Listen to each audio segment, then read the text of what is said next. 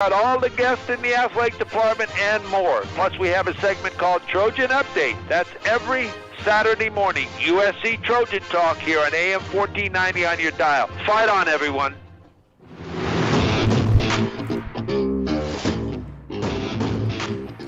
That's right. It's the morning show here on ABC News Radio, KMET 1490 AM, where we appreciate each and every one of you looking at the big headlines, looking at the fun headlines, and looking at everything in between. We got it all right here for you and all the great programming. Don't forget, we're also on your Alexa device. This last week, I've been able to try out some of the cool vehicles by Jeep, and I will tell you right now, the Grand Wagoneer is back in a big way. An amazing vehicle for the whole family. But on the inside, they all have now Alexa. So Alexa has the ability to listen to you and to say, hey, what do you want to play? So technically, all the new vehicles that you buy out there were already in your vehicle, whether you have AM or FM or not. So there you go. It's one way to just say, hey, I want to listen, Alexa, I want to listen to KMET 1490 AM. It starts playing, and there you go. Plus, you could, maybe if you're a podcaster or you're like to listen to podcasts, you want to listen to those as well, you could do that as well, and then you can have fun with that as well.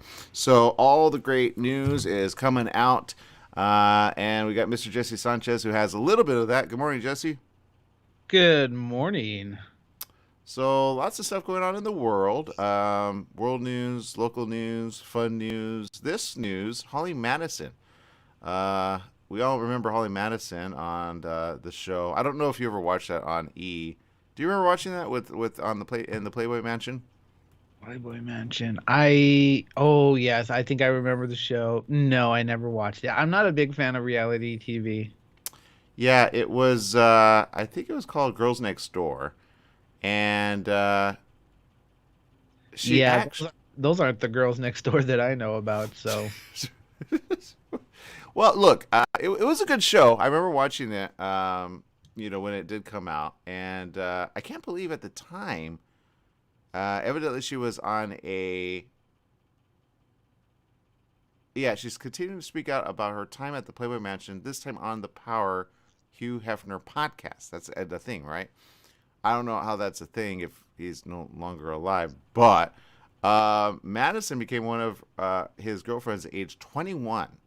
Right? And for those that know the story, you kind of wonder what's going on here. But she says she recalled what she called traumatic first night together, which I know some are like, huh? The former Girls Next Door started out 41. Wow, it's been 20 years since that. Had an unconventional first date with the publishing mogul when she went to a club with him and a group of other women. Now, she shared this, and this was her saying it, okay, just so you know. She said, I wasn't necessarily expecting to have, I don't know if I want to go PG-13 on everybody. That night, I thought it would be more of a first date. Okay, I kind of get that, right? I guess I get that, right? Yeah. So she went on a first date with a bunch of other girls and Gotcha, okay. Yeah, what did you think was going to happen? I don't know how it rolls. To me, it's still confusing. I'm not going to lie. I figure if you have, and I know everybody's thinking this, so I'm just going to say it for everybody. When you have money, there's a certain caliber of lady you can get at a certain age. People think, and I know it all the time. I talk to people that are like, no, she likes me for me. I'm like, you're never going to stand a chance. You don't understand. You don't got money. Guys that are older, that have money, will get a lady or a woman, right? Now, I just figured, honestly, they were looking for a place to stay. I don't know, right? like free rent, right? I'm young. I need free rent. You give it to me? Yay, right? There's some ladies that do that, by the way. They go on sites and say, be my sugar daddy, right? So that's the thing. I don't like it. It's a thing, but whatever. No judgment for those of you that do. But if you date a girl like that, you kind of have to ask questions like, okay, you know what I mean? Is it about the money? Do you want to make the money for yourself? Are you going to do it long term? I get it. But now you're calling him out after he's dead? like, I don't understand that. So if I were him, I'd be like, I gave you everything, but I don't know. I don't know how to see this. So let me get to the story, okay, of what she says. That's just my opening. Maybe my whole opinion will change after I hear this, right? So she said, I wasn't necessarily expecting to have, that night. I thought it'd be more of a, like, first date, even though obviously it's not a very traditional first date. Okay, so finally she has, like, a moment of, oh, okay. She says, I thought it'd be more the type of thing where I saw what happened, saw what was going on. If I wasn't comfortable with it, I wouldn't have to do anything. I could make my decision on whether I wanted to come back for date number 2 or not. Sounds like an arranged date. You know what I mean, Jesse? Which, I mean, I'm not going to lie, like, worked for him. He was happy with her. Right, but you know what? She ended up coming back, so that just speaks a lot about her. Yeah, again, yeah, I don't know. I'll be honest. I didn't know she was that young, to be honest. When I think she probably did the show, she was probably like 23 or 24. To me, she always kind of dressed in a modest way. It was kind of the older one. Like, I thought she was like 30, to be honest. Maybe 38 max, right? And looked great. Because I met women like her that look exactly like her, and I'm like, okay. So she says, I wasn't necessarily expecting to have that night, and I definitely was not expecting to be the first one to go that night, but I was wasted. Oh, well then, who do you have to blame there? She says, he was literally pushed on top of me, and after it happened, I was just mortified and embarrassed, and it had way more of an emotional impact on me than I thought it would. Okay. I don't fully get that, but don't get wasted at a club, because that's going to happen, period, end of story. Right, Jesse? Right? I mean, I don't know. It's like, what did you expect to happen? You're drunk, you're with Hugh Hefner. Of course, you know what's going to happen. Everyone knows what's going to happen. I wasn't even there, and I know what's going to happen. So, so then she said she admired Hefner from their previous limited interaction. So it wasn't her first time knowing him, right? And it wasn't the fact she had that with him that repelled her, she said, although I'm not sure what part was dramatic. She explained it was more the group aspect that was really out of my comfort zone, and just the feeling of, wow, okay, that happened. Everybody knows it happened. Okay. The people she rolled with is what she's saying. So she obviously maybe is having a moment of like reflection and going, I don't know how that whole part of my life happened. Because that happens, right? Sometimes people, when they get older, they go, what happened when I was 19?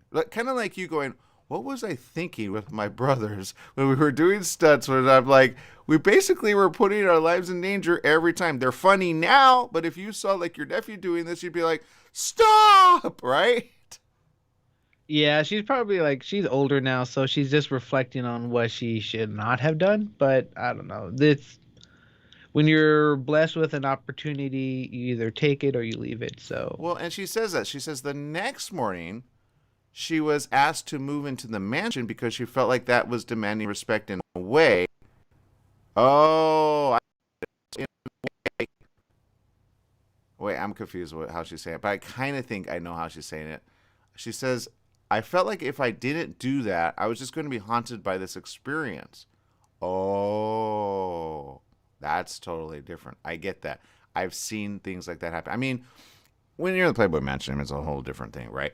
But she said she called that night together a traumatic experience. She detailed the tactics he used to control the women in his life. Now, I have heard this before.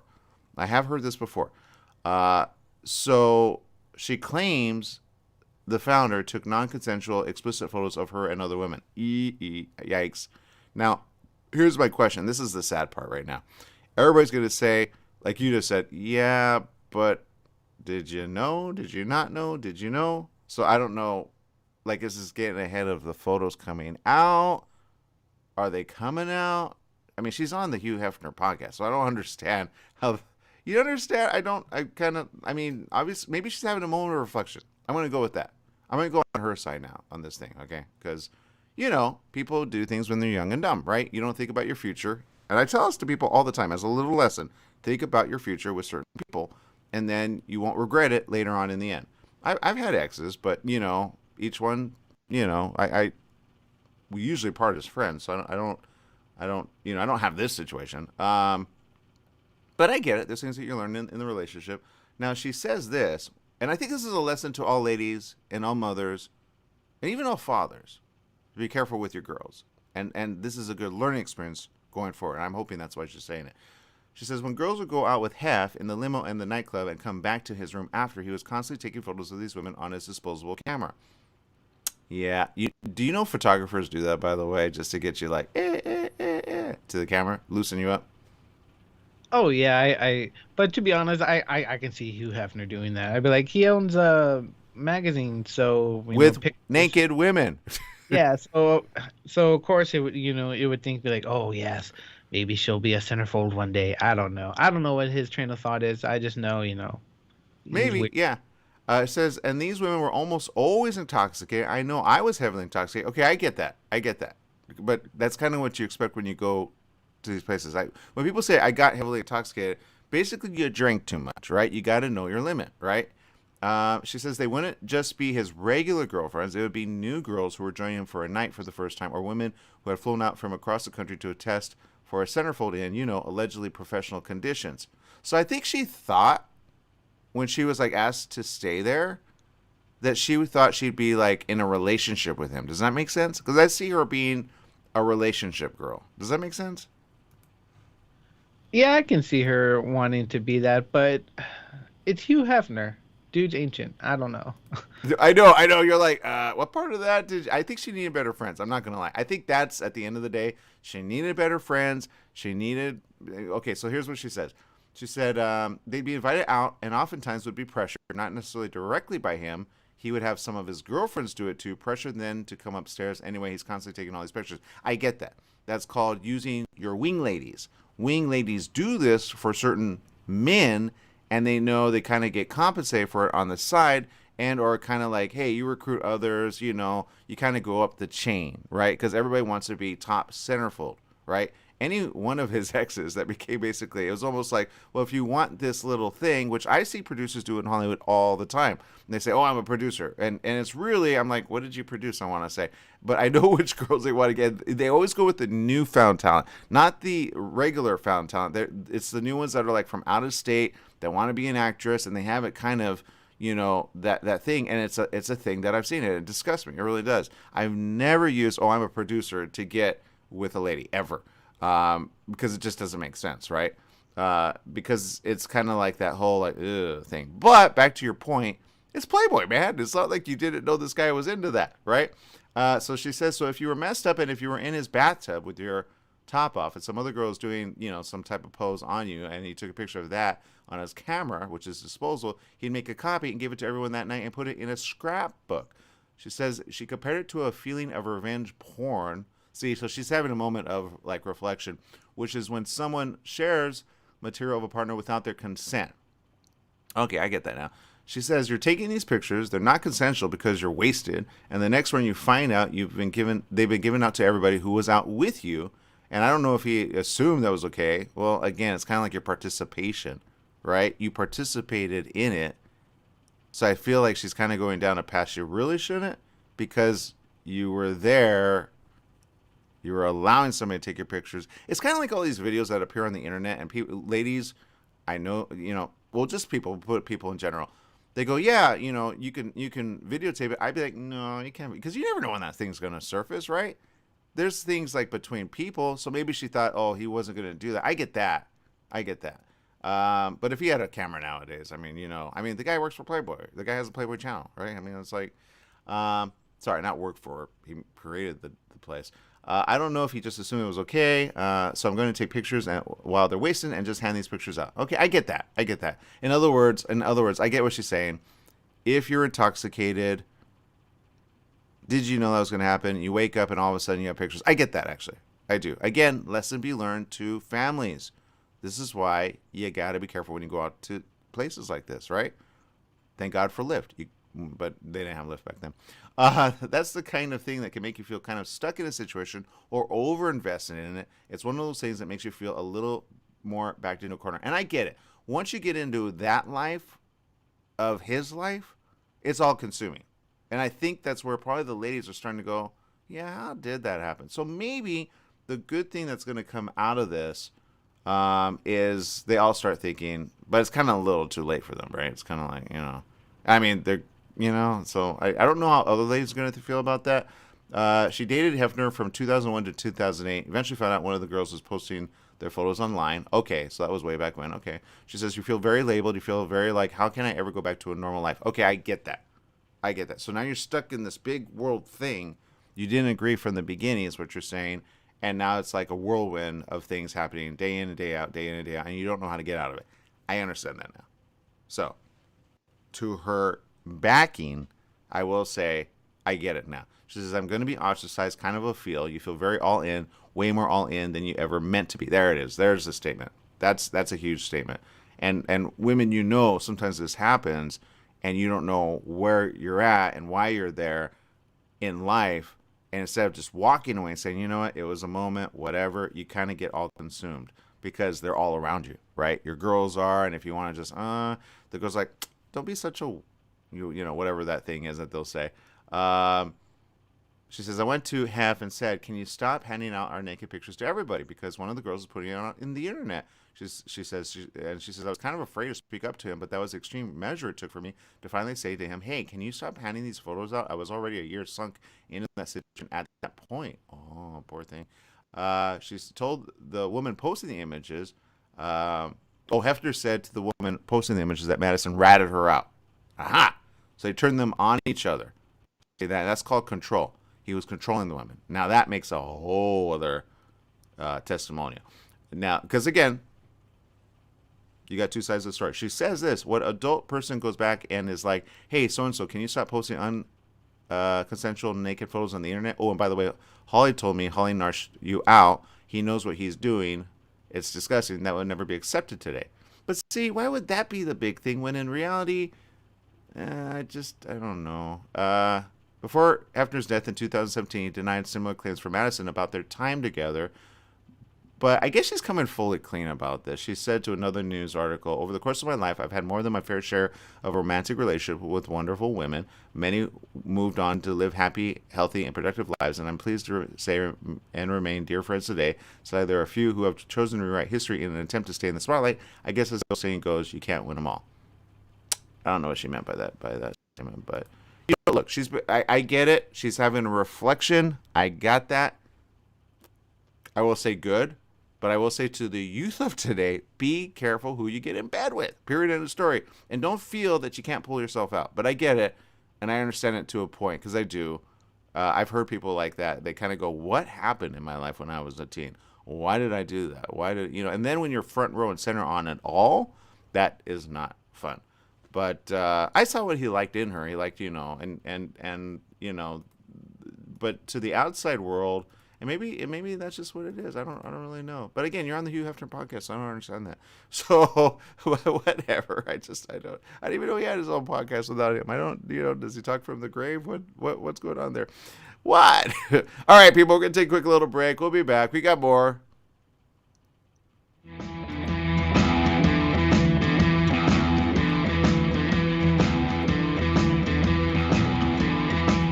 For all you truck and RV enthusiasts, TruckWorks right here in Banning is your one-stop shop for the best diesel performance and overall truck and RV needs. Whether you're towing, racing, off-road, or just cruising around town, TruckWorks specializes in truck and RV service, maintenance, repair, and performance upgrades for every light and medium-duty truck manufacturer. Bring it down to Terry and the guys at TruckWorks. Call 951-922-4776 or visit their website at mydieseldown.com today. Do you need a car? Been shopping only to be turned down because of bad credit, low credit, no credit, bankruptcy, or divorce? Guess what? Today's your lucky day, because now you can buy a car, truck, or SUV, just about any vehicle. It's true. Bad credit doesn't matter. No credit doesn't matter. Bankruptcy or divorce, it just doesn't matter. As a matter of fact, your job is your ticket to your new vehicle. We're Auto Credit Express, and we've helped thousands of people just like you. Antonio H. told us, great company, got me connected, and the day I went in, I drove off in the car I wanted. 100% worth your time. Need a car? Get started now and drive off as early as today. Just go to 12ignoremyscore.com right now. That's www.12ignoremyscore.com. Auto financing the easy way. 12ignoremyscore.com. Get started today. Auto financing the easy way. You're running out of letterhead. What do? Lithopass Printing. You need business cards. Now what? Lithopass Printing. Invitations to a wedding? Lithopass Printing and Banning is the answer. Lithopass Printing can provide banners, signs, and blueprints. Think of Lithopass Printing and Banning for quality graduation, birthday party, and baby shower invitations. Lithopass Printing also provides lamination, faxing, and photo prints. If you need it inked, make it Lithopass Printing. Lithopass Printing and Banning. When it comes to health and well-being, cellular hydration is the key. You could say that hydration is the key to every wellness program. And structured water in its natural state, is the key to cellular hydration. Most of the water available to us has been processed for purity, safety, and convenience. But processing causes water to lose its natural hexagonal structure, with unfortunate effects for our bodies. Now you can take your personal hydration to a whole new level with the glassware that restructures water in just 3 minutes.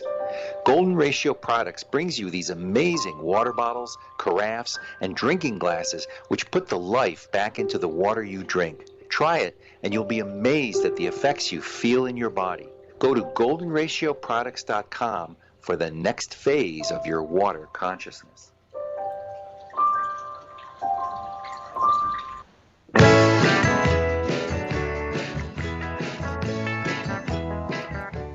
Welcome back. Yes, it is the morning show here on ABC News Radio KMET 1490 AM. This is a major headline right now when it comes to healthcare.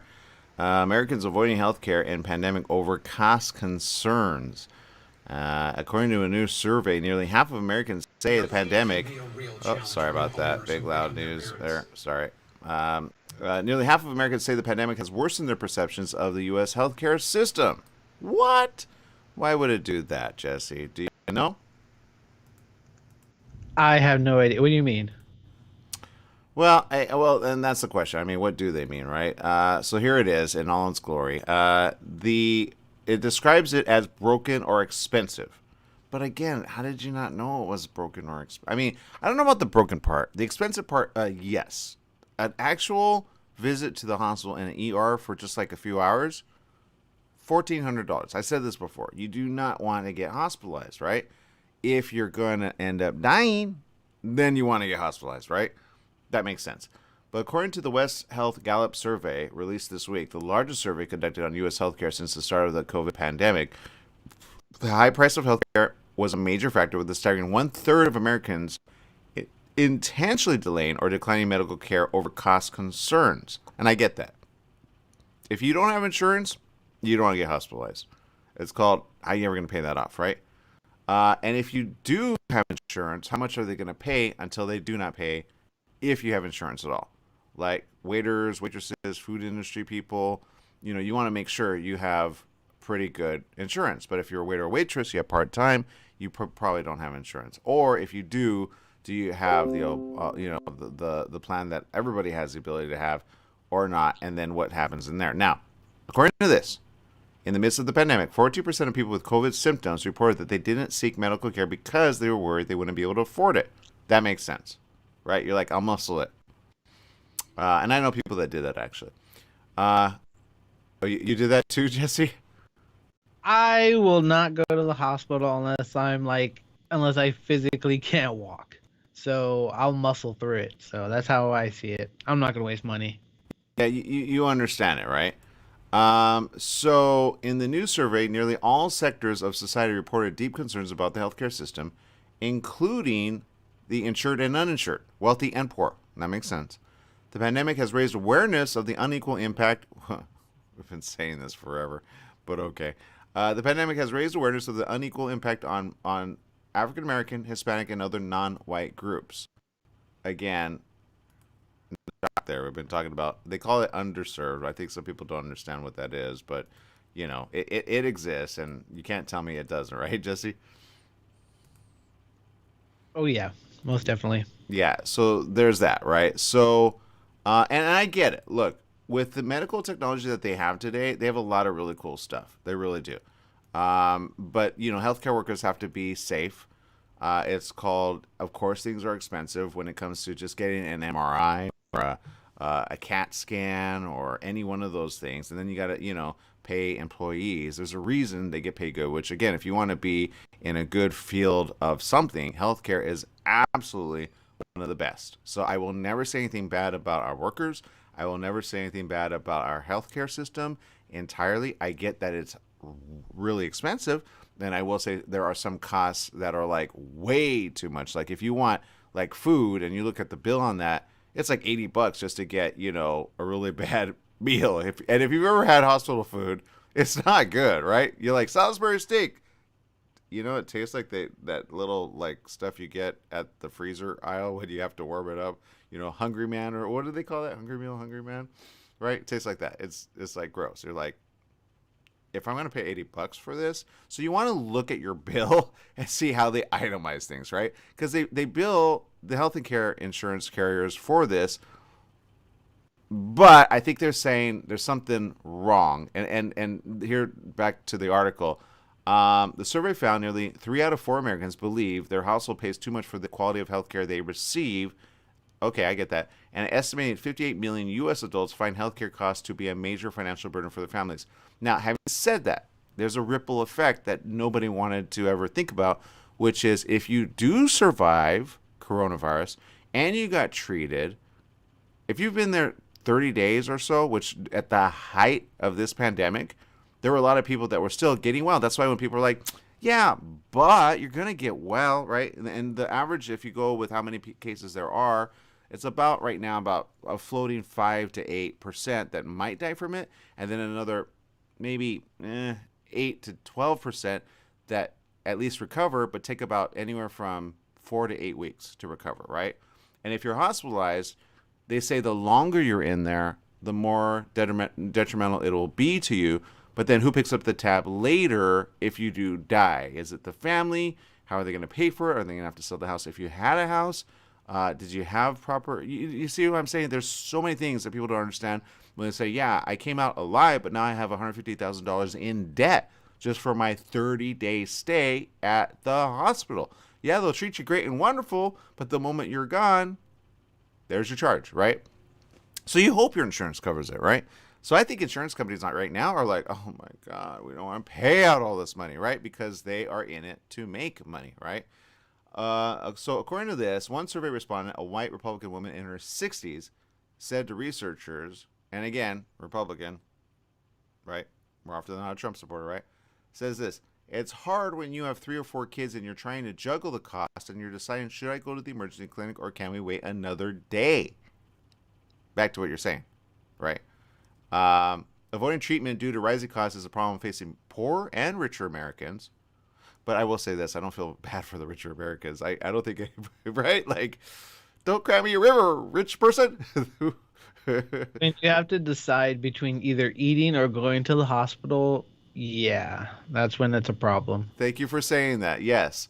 Now, 34% of people with household incomes of less than $24,000 reported not seeking care in the prior 3 months due to cost. 20% of people in high-income households earning more than $120,000 annually reported the same. But I'm just going to focus on the lower number, right? The average American, people don't understand the math. If you have a job that's paying you over $40,000, you're in good straits, okay? Period, end of story. People don't understand that. If you're making less than $28,000, you're in a whole other category because costs of driving, costs of insurance, costs of getting around to hold down a job, it just doesn't always add up. And then rent, wherever you're renting from, right? And people that, have to pay rent, have to do all that, you're barely making a living. And then you get sick. That's the last thing you want to do, right? Add that to your bills that you already have had, including food, including items that you like, including the TV that you bought last year, your credit debt that you're just living on credit, wondering if you could pay it down because you didn't know that adds up really quick with interest, right? So it all of a sudden, when you don't do the math properly, you need a higher paying job, or you need 3 jobs to make it, or 4 jobs to make it, right? In order to compensate, because maybe you are a worker at McDonald's, right? Sure, you got a new free phone, but you're not making $80,000 a year. If you have an $80,000 job, keep that, All right? Don't complain. I've heard people complain, yeah, but I'm like, you have an $80,000 job. Average American does not have that. I don't care what you say. Just look at the math.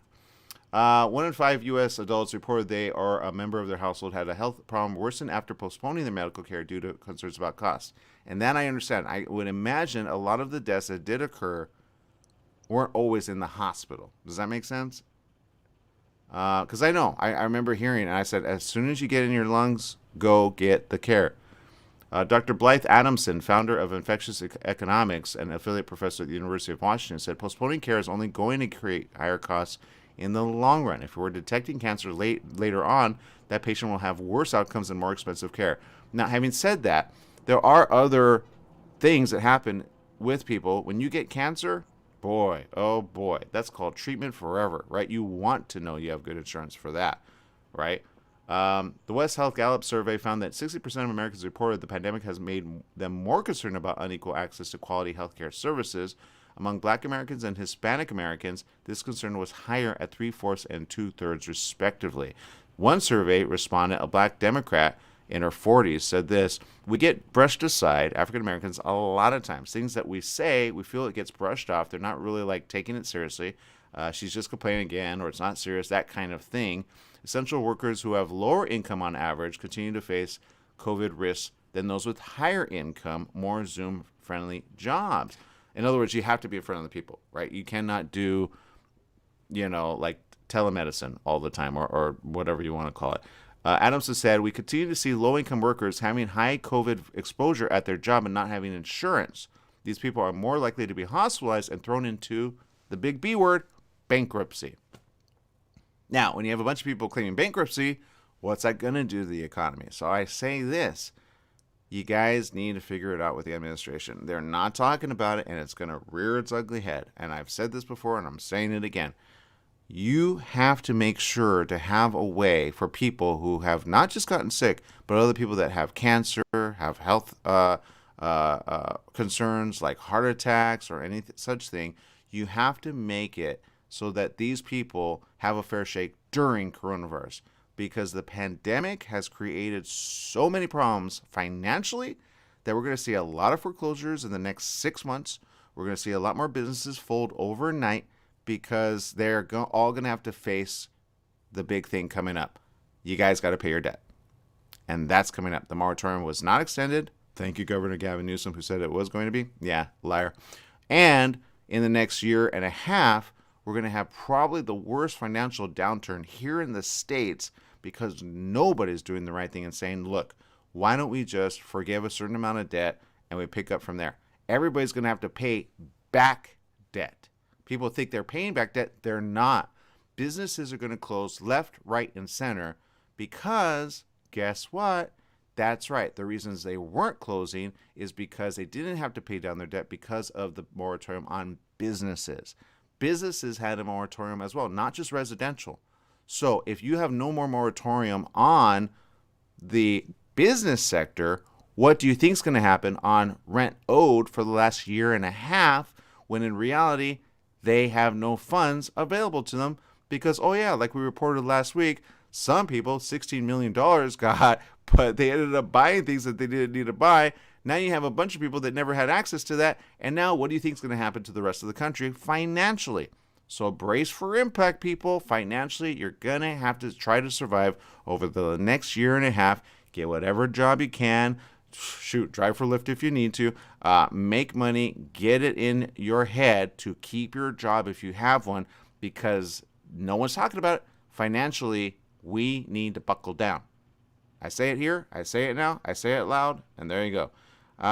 So let's see. Stephanie Reed says this: I had a phone interview for a video editor job yesterday with an excellent 401k and health care and dental and travel, and I am hoping to get it. Stephanie, I pray you get it too. That's a great job. Most people don't even get that type of job, so good job. I pray that you do get it. All right, people, we're going to take a quick little break. We have more to talk about right after these messages. Stay tuned.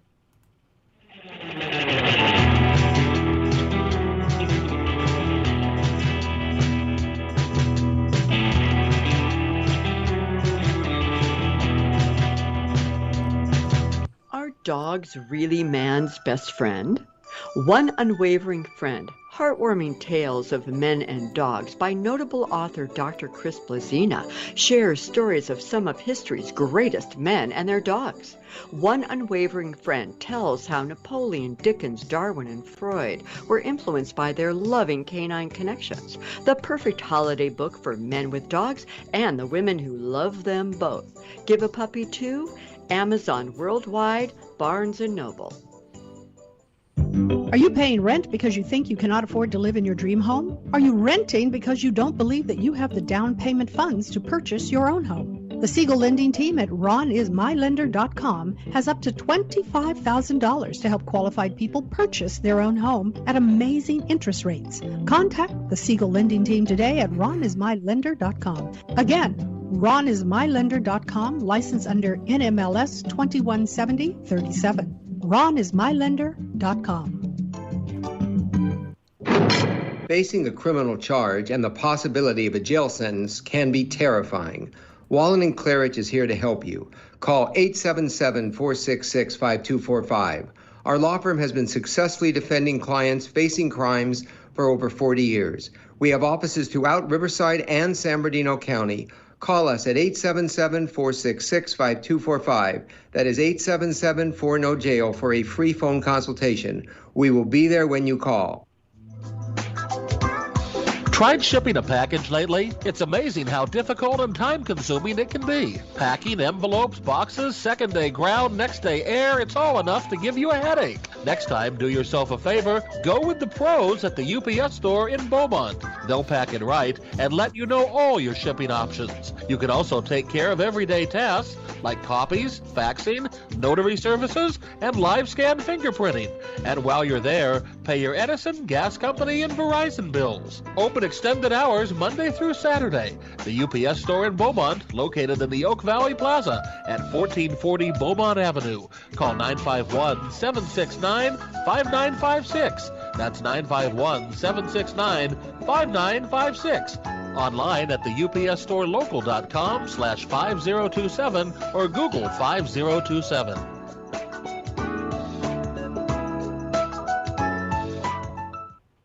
Together We Are Strong is a product brand which stands for unity, equality, and protecting voting rights. Shop now at togetherwearestrong.com for t-shirts, hats, and coffee mugs.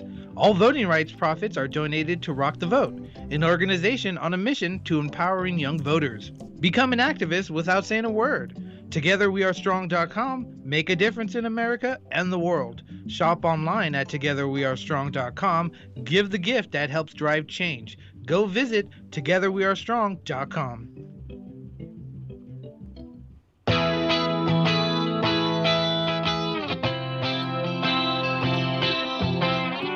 Welcome back. Yes, it is the morning show here on ABC News Radio, KMET 1490 AM. And I saw this headline, and there's a couple headlines kind of back to what we're talking about. People are now feeling the pinch. This is a headline. Most American homeowners are house poor, and 40% of them have taken second jobs to afford a mortgage, with 78% said they feel house poor. Consumer Affairs finds that the dream of owning a home is plunging Americans into debt, and millennials have it worse. And I get that. I understand that. So, yeah, that makes sense. I say if you're going to buy the next maybe 3 to 4 months if you have money, and take advantage of the 0% while you still have it. Especially if you have good credit. Don't get too much of a house. Get what you know you can afford. Keep your job. Pay it down. And there you go, right? That's probably the best thing to do. Never pay all cash for a house when you can take it in payments. It just doesn't make sense. Plus, it goes good for you with your taxes because now you don't pay it out the nose and never get it back. It goes back to you in the end because now you can rent it out later. You can rent rooms out in it. I literally in an apartment here, I know somebody's subleasing a room, and I was like, okay, that's illegal here, but okay, whatever, just to help pay the rent, right? And I say, okay, you know what? Who's to know, right? But there you go. Now, this one kind of is an interesting one, which I don't know the difference, and maybe just so you can help me with this. I kind of thought they were the same, but this is the headline, and I think they have it wrong the way they're saying it. I think they mean epidemic, but they're calling it an endemic. The Om variant may hasten pace for COVID-19 to become endemic, ideal situation for a virus. That's the way the headline reads. Dr. Adam Koppel, the managing director of Bain Capital Life Sciences, says to the Massachusetts High Technology Panel on Tuesday that if the projections are true and Om becomes the dominant global strain, it will enable us to get more quickly to an endemic state as opposed to a pandemic state where we can live more regularly with the virus, more similar to the flu than what COVID has looked like. I don't know if he means epidemic, because that makes more sense to me. But there you go. Which, by the way, we now topped 800,000 in the U.S. dead. I can't believe we're at 800,000. Not going to lie. I thought maybe we'd go to 400,000, but 800,000? No. Go ahead, Jesse. What do you think? No, I thought it would be higher, but it's still a lot of death. Well, and it's still climbing. I mean, it's at what point are we going to be gone from it? And then nobody's taking into account all the other things that have had to suffer as well. I know people that have cancer. I know people that have heart disease that have had to suffer not being able to go to the hospital because they don't want to get any of the coronavirus. Alpha, Delta, Lambda, Mu, right? All of those ones that sound weird. Scientists studying the variant have stressed that there is still much to be learned about the new variant. They say they're troubled by its transmissibility and insist that we still do not have a clear picture as to why it appears less severe than Delta. It may be infecting younger, healthier individuals. Researchers from the University of Hong Kong seem to support earlier studies in South Africa that found the variant highly contagious, but a little less severe. Now, the only thing with this one is, and I looked at the news articles yesterday, Pfizer obviously is talking very heavily about this. Evidently, they have a pill, and I know a couple of other ones are working on a pill as well, that they say if you get these symptoms, it'll help you from then on as well. Worst case scenario, right? And so far, the studies are looking good. They have to get FDA approval, but 89%, if given within like 3 days of symptoms, can get better from it than not. And if you even wait till 5 days, it just goes down 1% to 88%. And that's worst case scenario. If you get coronavirus, you show symptoms, then you can have this new pill. Which I say good, because that's what's needed going forward, right? But the question still is, with Om at least, will it be okay for Om? And the answer is no. It's kind of like for people that have hepatitis, there's A, B, C, and D, right? And certain drugs work for A and B, but they don't work for C and D. So you have to know which one you have first before you administer it, right? It's not like a normal disease, right? And we all know cancer is different, right? And depending on where it is in the body. Do you have testicular cancer? Do you have prostate cancer? Do you have breast cancer? Do you have cancer in your, on your skin?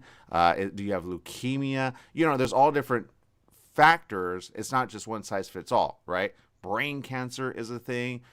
There's so many different cancers that we don't even know, and they're all dealt with differently, right? And some more on point than not, but it's so varied in the body, right? So you have to treat in a way. Coronavirus is not just, every single thing works for every coronavirus. It doesn't work that way. There's so many different strains.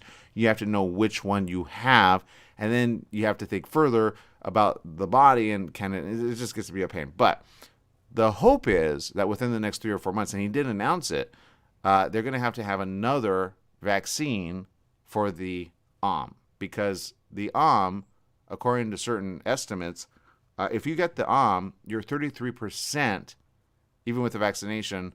You know how the efficacy, they was talking about efficacy?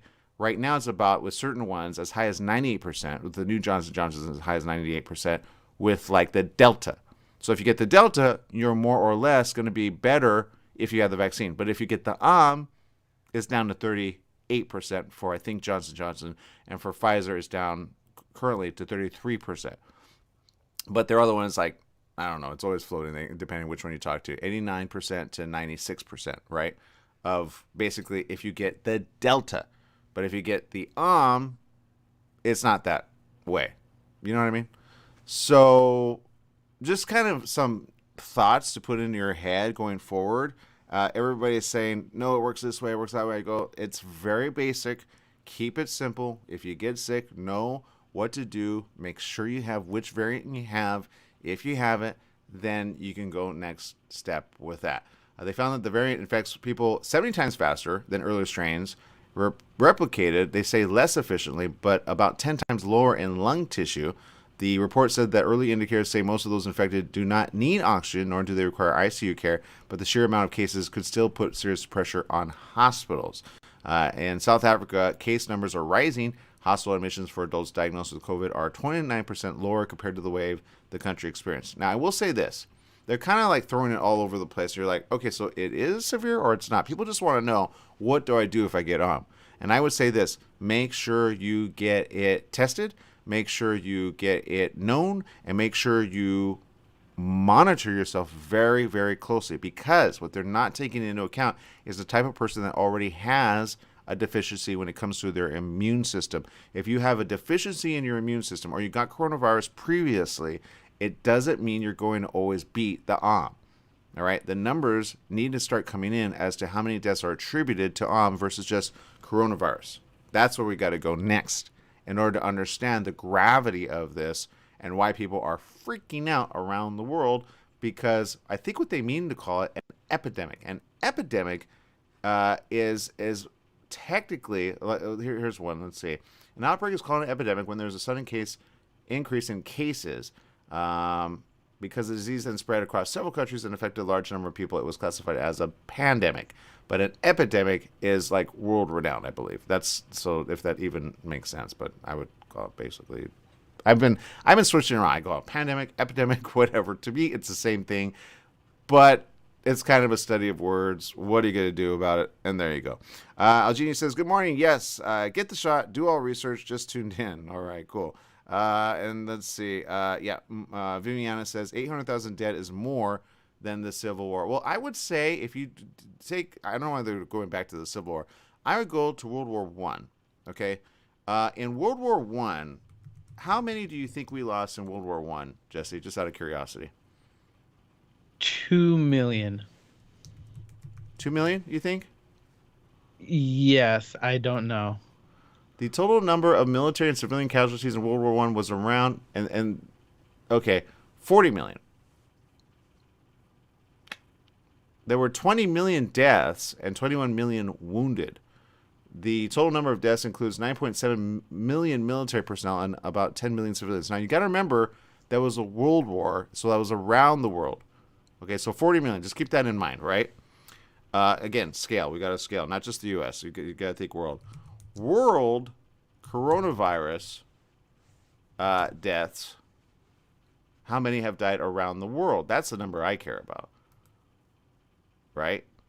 2 million. I'm sticking with my answer. No, 5 million. 5.3 million. Granted, about 245 million have recovered. That's way more than World War I killed. But 5 million, 5.3 million, I'll give you the current number. 5,349,594 have died from a strain of coronavirus, one way or the other. And even if you say, well, the numbers are off, usually numbers are off for anywhere from 3 to 4%. That's still a heavy number of pretty much 5 million. Okay, so to put that into perspective, let's see, that's less than, what is it? Is it 10% of 40 million? Let's see, 40 million, 4 million would be 10%. So about 12%, 11 to 12% of what we lost in World War I around the world. We're not on this little island of North America. We do share it with Canada.